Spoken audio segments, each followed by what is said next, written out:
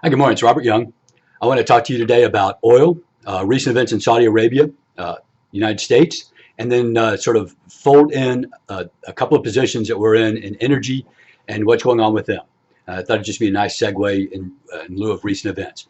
So first off, a couple weeks ago, uh, somebody sent a couple drones in and did the largest disruption of oil production in history when they hit Saudi Arabia's production facilities. And essentially, they destroyed 5.7 billion barrels of oil. It's essentially 60% of the production ability of Saudi Arabia. And that was over a weekend. Monday morning, price of oil skyrocketed. It's been trading in a barrel range of about $50 to $55 a barrel. It skyrocketed to $60 a barrel, and then is over a couple day period crawl back down to the $57, $58 a barrel range right now where it sits, and it's going to slide back down a little bit further. And here's why. 10 years ago, an event like that, with the fact that we were so reliant on Saudi oil or OPEC oil, it would have immediately doubled the price of a barrel of oil. We would have seen $100, $110, $120 per barrel immediately. And it would have hovered over there, and it would have been a major crisis of concern. But no longer. And no longer for several reasons. Frankly, over the last 10 years, we have become very efficient at extracting oil from shale oil deposits. Now, what are shale oil deposits? Well, shale is, of course, a rock. And around the rest of the world, shale deposits look like crystalline structures, little tiny pockets of oil everywhere, and it's just a very tough way to get in. It's very inefficient and cost prohibitive to get in there and extract that oil. However, in America, we live in a country that just so happens to have our shale is constructed in layers.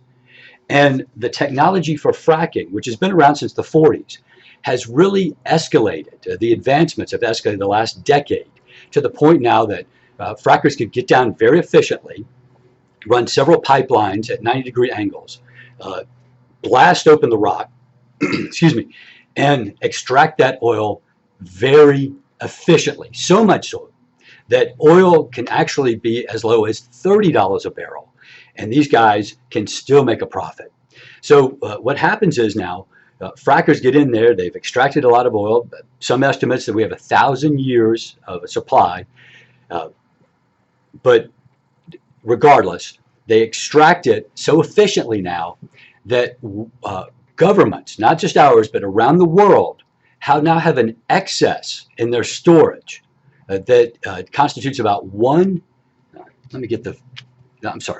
they have 1.5 billion barrels of stored oil. That is enough for a 15-day global supply.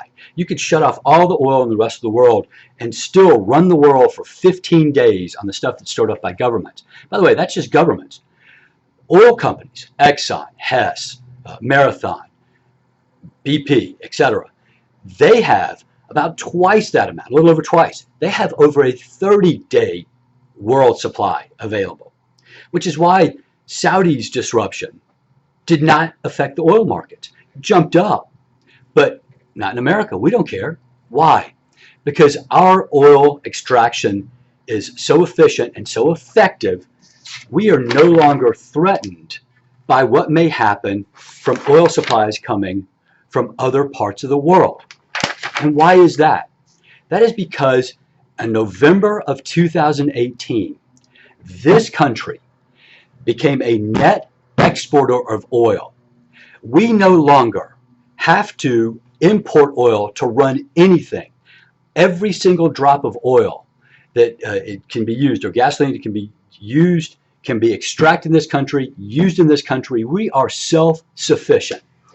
This country in November of 2018 essentially could lock the doors, not take in any more oil, and run as if nothing else has changed. With that in mind, we actually took advantage of some of the positions, and those are reflected in your accounts. So one is Marathon Petroleum. Pays a lovely dividend I picked it up between $44 and $50 a share. Uh, we're sitting tight on it. If it ever drops back down below 50 again, I'll probably pick up some more shares of it. But regardless, for now, we're staying the course. I anticipate liquidating it at 65 to 75 a share. Maybe I'll just split the difference and say $70 a share. We'll make our 6% yield in the meantime, and we'll get our 20-25% out of it when we do sell it.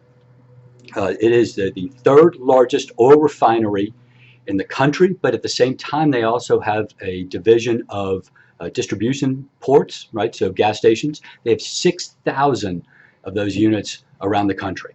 So not only can it refine it, theirs and other oil, but it also sends it out, and we pick it up and buy it. The other position we're in is a little facility in Beaumont, Texas. Where's Beaumont? Well, here's Houston. You go right to the edge of Texas onto Louisiana, and there's Beaumont sitting on a river.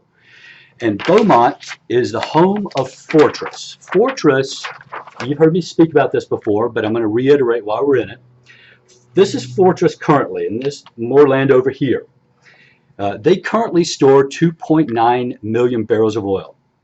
2017, 2.7. Last year, 2.9. And then they completed all their EPA and building permits to increase the facility to a 27 million barrel facility. Here's what's important about that. Railway lines around it, major river thoroughfare, major highway system it butts up to. This has 3 transport distribution ports readily accessible. Over here, this big refinery, ExxonMobil, the largest oil refinery in the country right now. Excuse me. They, as well as about a dozen other oil producers, all lined up and bought future space on this facility.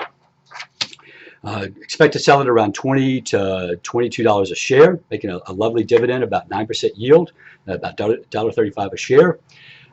It fluctuates in price from 14 to about 17 a share, so walks in that area. But as the build out occurs, and we do anticipate selling it in the low 20s, I do have an oil analyst who has come back and said, look, we think this is an $85 to $100 a share stock after the build out. Build out will take 3 to 5 years. If I don't see a reason to sell in the next 3 to 5 years, we'll just hold our position, continue making the dividends, and then we'll sell it at a much higher price. In the meantime, those are the 2 positions that we're in energy, Marathon Petroleum, and also Fortress. And both are doing beautifully. Both are independent of what's happening in the rest of the world, but certainly the fact that the disruption in Saudi Arabia drove the price of a barrel of oil up just a couple of dollars did have a nice impact on our stock price, but that's not what we're hoping for, right? We're looking for good quality companies that are on a game plan and increasing in value organically. Well, that's it. If you have any questions, please reach out anytime. Thank you so much, and I hope something great happens for you today.